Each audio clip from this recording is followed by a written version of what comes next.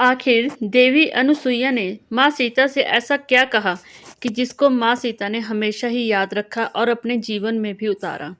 आज बात करेंगे देवी अनुसुईया के बारे में। आप सबका स्वागत है आपके अपने ही चैनल मोरल शक्ति में। अगर आप मोरल शक्ति में नए हैं तो प्लीज़ चैनल को सब्सक्राइब कीजिए, वीडियो को लाइक कीजिए ताकि ये धार्मिक जानकारियाँ आप तक पहुँचती रहें। बात करते हैं माँ अनुसुईया के बारे में। जब देवी सीता श्री राम और अपने देवर लक्ष्मण के साथ 14 वर्ष का वनवास काटने के लिए घर से वनवास के लिए निकले तो उनको रास्ते में ऋषि अत्रि और उनकी पत्नी देवी अनुसुईया मिली। देवी अनुसुईया के पास एक रात वहां उन्होंने गुजारी। श्री राम, लक्ष्मण और ऋषि जैसे ही कुटिया के बाहर बातें कर रहे थे, तभी माँ सीता और देवी अनुसुईया कुटिया के अंदर बातें कर रही थीं।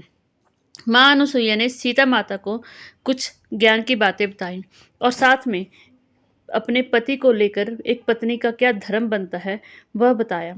और देवी अनुसुईया ने कहा कि हर पत्नी को यह धर्म मानना चाहिए और नारी का व्रत व धर्म एक ही होता है। उन्होंने सीता माता को बड़े अच्छे से समझाया।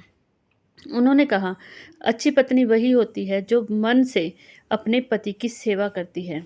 पत्नी अपनी पत्नी को जिस रूप में रखना चाहता है, अगर पत्नी उसी रूप में रहती है तो सबसे अच्छा पति के लिए होता है। और नारी समाज में तपस्या व बलिदान के कारण ही पूजनीय है। लेकिन अगर किसी कारणवश नारी इस अपने धर्म से पीछे हटती है तो वो पूजनीय नहीं कहलाती। परंतु यदि उसके मन में स्वार्थ की भावना जागती है और पति को लेकर गलत विचार जागते हैं या किसी पर पुरुष को लेकर उसके मन में ध्यान आता है तो वह स्त्री कभी भी पूजनीय नहीं होती, बल्कि वह स्त्री कुलटा कहलाती है। नारी का जीवन ही त्याग है। चाहे पति वृद्ध हो, मानसिक रूप से कमजोर हो, रोग से ग्रस्त हो, मूर्ख हो, धनहीन हो, अंधा हो, क्रोधी हो, दीन हो, बहरा हो, कैसा भी हो, पत्नी का धर्म बनता है हर हाल में वह अपने पति की सेवा करे। पति के प्रति वफादारी रखना व उसका सम्मान करना हर स्त्री का फर्ज बनता है। अगर स्त्री पति का अपमान करती है तो उसे मृत्यु के बाद भी यातनाएं सहन करनी पड़ती हैं। एक स्त्री को पति के घर में मन, क्रम, वचन से सेवा करनी चाहिए। स्त्री का दायित्व है कि वह अपने परिवार को जोड़कर रखे और कष्टों को भोगने, ताकि हिंदू धर्म में कहा जाता है कि कष्ट भोगने से ही खत्म होते हैं।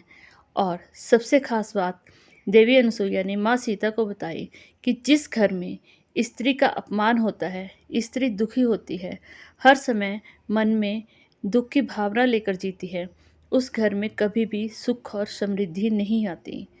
देवी अनुसुईया ने जैसे जो भी बातें माता सीता को पत्नी धर्म के तहत समझाई, सीता माता ने वह बातें हमेशा ही याद रखी और हमेशा ही कष्ट में, सुख में, दुख में अपने पति का साथ दिया और उनकी आज्ञा का पालन किया। तभी सीता माता